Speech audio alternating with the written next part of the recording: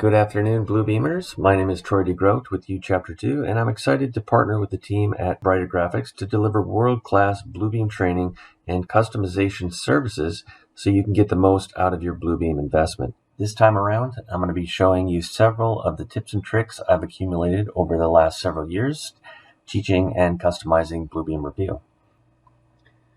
Okay, next we're going to go to the File Access tab over here. A couple tips here. You can right-click on any document in your recent files and go to Open Folder, and it will bring you directly to where that drawing lives, so you can open up a different drawing. So very quickly bring you so you don't have to navigate through that folder structure. You can also pin these drawings. If you come back to this one often, you can click on the pin, add it to a new category, type in the project name or project number, some sort of an identifier, and it will put it in a category up here. So I have all of my class files for our training under a demo file, and I quickly come to those without having to navigate to them each time.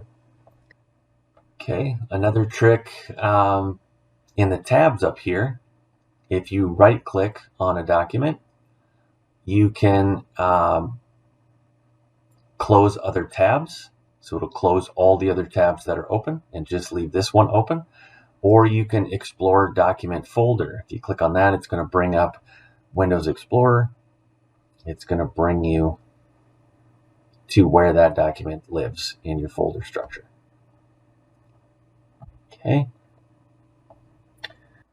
And that should bring us right up to the end. I hope you've captured some good notes with these time-saving tips and tricks you can apply immediately to your workflows this afternoon. Reach out to Darren and his team at Brighter Graphics to learn more about additional licenses of Revu Extreme or the small investment of upgrading your existing seats.